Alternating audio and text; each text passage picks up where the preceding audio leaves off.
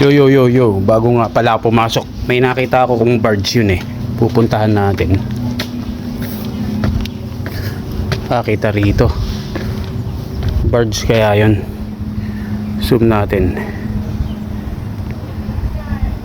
Ayan o. So, puntahan natin. Tingnan ko, bossing. So, let's G. Yun ang pupuntahan natin, yung birds na yun.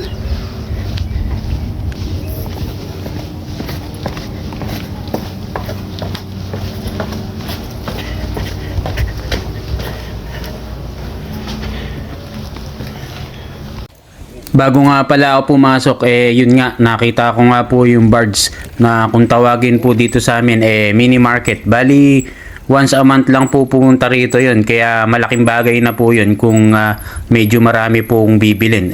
Sakto naman po, medyo paubos na rin po kasi yung stock ko sa freezer at saka yung tubig ko, wala na rin po. Kaya nga po pupunta ako doon para mamili kung ano pa ang pwedeng mabili po.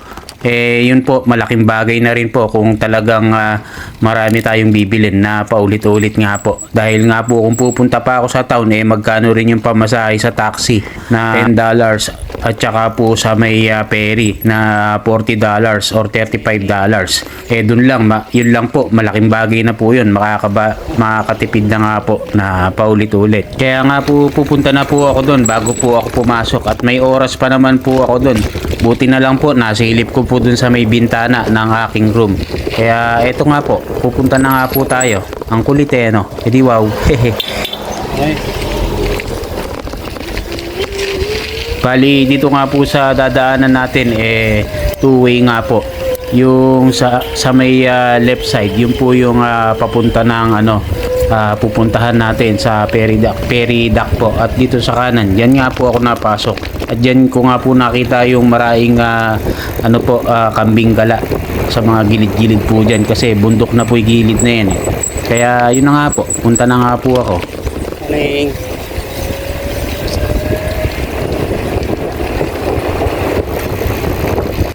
Buti na lang po, tama hinala ko na nga po ito, birds. Dahil nga po nung nakaraan, nung pinuntahan ko to, hindi pala. Yung ubaga, kargahan pala ng mga truck papuntang town.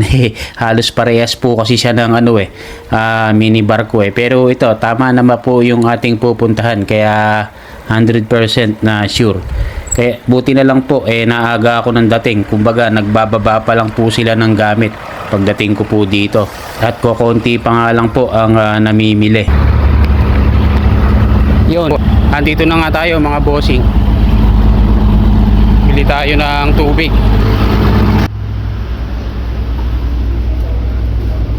At yun na nga, nang nilapitan ko na nga po ito, nagbababa pa lang po sila ng mga paninda po nila na mga frozen na pork mamoy, chicken manok at saka beef baka. At meron din po sila dito na fish isda.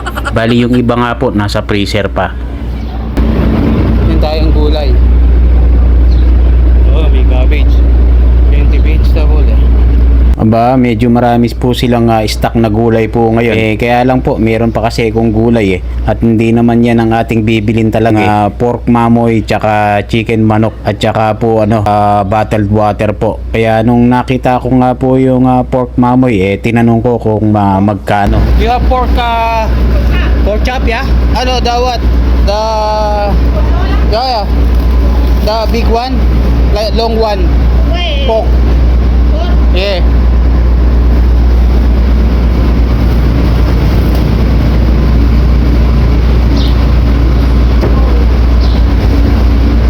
Pork. No. I mean the big one. Long, pork belly? Yeah, pork belly. Yeah, pork belly. Yeah, only one. How much this? 25 only this. I got this. Yes. Chicken. How much this chicken? How much this? 10. Okay. I get some 10. So how much chicken feet? This is kay Ivitis. Pork chicken. How much wata? One wata? 8.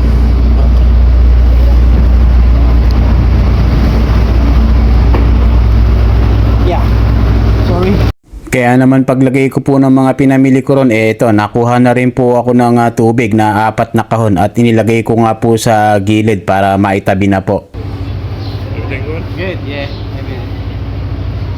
At habang napila nga po ako dyan, ikot-ikot po muna ako dito, kumbaga nagtingin-tingin po ng pwede pang mabili. Buti nga po, medyo maaga po akong pumunta dahil kung hindi po, medyo tatanghaliin ako, baka malate na naman po ako. Dahil at this time nga po, marami na nga pong namimili na mga taga rito po sa barge po. Dito po sa mini barko o mini market. Kaya eto, nung nandito na nga po ako, nabayaran ko na po. Bali, alos sa 72 US dollars po ang total lahat ng aking pinamili na 5 pounds po na pork mamoy, chicken manok at saka chicken manok na paa po. Excuse me po, dito po kasi per pounds po, hindi po siya per kilo. Sa 5 pounds po yata, nasa 2 kilo po mahigit yun. Correct me if I wrong mga bossing. At dahil nga po makikisabay lang po ako kila chef, kaya itong mga pinamili ko, nilagay ko lang po sa gilid para maisakay po sa sakyan nila. At kung nagustuhan nyo po ating vlog for today, pakipalo naman. Yun na hindi naman po sa pilitan. Kung gusto nyo lang, alright.